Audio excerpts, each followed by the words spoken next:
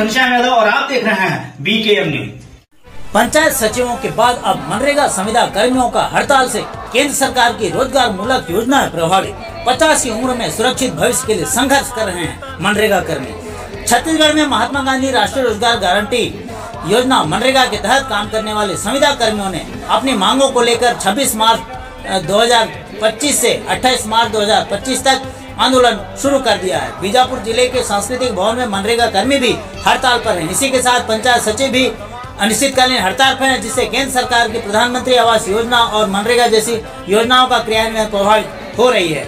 हड़ताल से केंद्र सरकार की योजनाएं ठप हो गई है। सरकार पर दबाव की स्थिति निर्मित हो गई है, क्योंकि मनरेगा और पीएम आवास जैसी योजनाओं का क्रियान्वयन इन्हीं कर्मियों के माध्यम से होता है, इसलिए उनकी हड़ताल का सीधा असर ग्रामीण विकास पर पड़ रहा है। छत्तीसगढ़ राज्य ग्रामीण विकास को स्थापित करने और गति देने वाले मनरेगा कर्मचारियों ने अपनी जवानी खपा दी है। आज जिला मुख्यालय स्थित सांस्कृतिक भवन से मनरेगा संविदा कर्मियों ने रैली के माध्यम से एसडीएम बीजापुर जागेश्वर कौशल के माध्यम से पंचायत मंत्री और मुख्यमंत्री के नाम ज्ञापन सौंपा है। नमस्कार, आपने हमारे हड़ताल में आए कीमती समय देकर आपको धन्यवाद देता हूँ। तो जैसे कि आज सब जानते हैं कि डिजिटल भारत है। आज मनरेगा में अकाउंट पेमेंट हुआ है, आधार बेस्ड पेमेंट सिस्टम। उसमें सबसे पहले मनरेगा कर्मचारी का सबसे महत्वपूर्ण योगदान रहता है।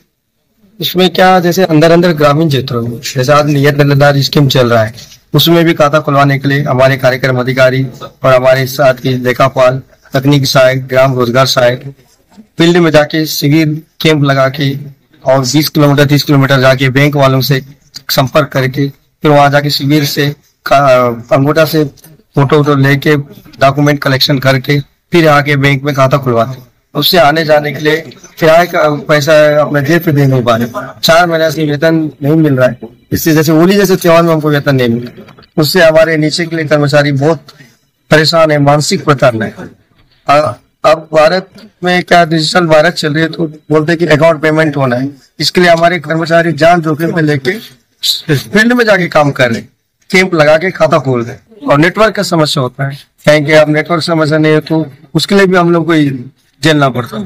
फिर वहां से जितने भी दर्जा आधार हो गया, पासबुक हो गया, सब कलेक्शन करके लाके फिर बैंक में लाके जमा करते। हाँ, इससे पहले हम लोग सामाजिक सेवा शुल्क समिति गठन हुआ किया बोलते सरकार ने। हाँ, 15 दिवस के विषय हमके का गठन किया है और हमको अच्छे परिणाम मिलेगा बोलकर हम लोग आशा रखे थे। 15 दिवस हो गया, आज कई महीने हो चुके, लेकिन कोई हमको निराशजनक रिजल्ट मिला है। इसके चलते हम लोग आंदोलन के लिए भी तैयार है। मेरा नाम महेंद्र सिंह ठाकुर है और जिला मनरेगा महासंघ का जिलाध्यक्ष हूँ।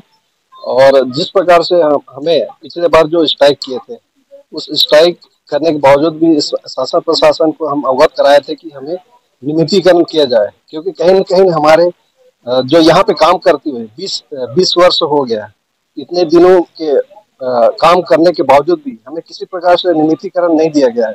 जिस पर अगर मान लो शासन अगर नियमितीकरण जब तक नहीं करती तब तक हमें HR पॉलिसी दिया जाए, क्योंकि हमें ऐसे बहुत सारे समस्याओं से जूझना पड़ता है।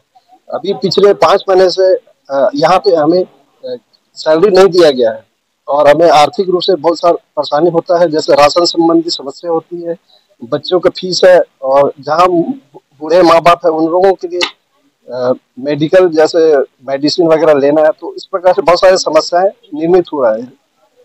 कहीं कहीं हमें अगर HR पॉलिसी भी अगर यहाँ पे शासन देती है तो हमें एक बहुत बड़ा राहत है, क्योंकि जब तक शासन अगर नियमितीकरण नहीं करे तब तक हमें HR पॉलिसी दे।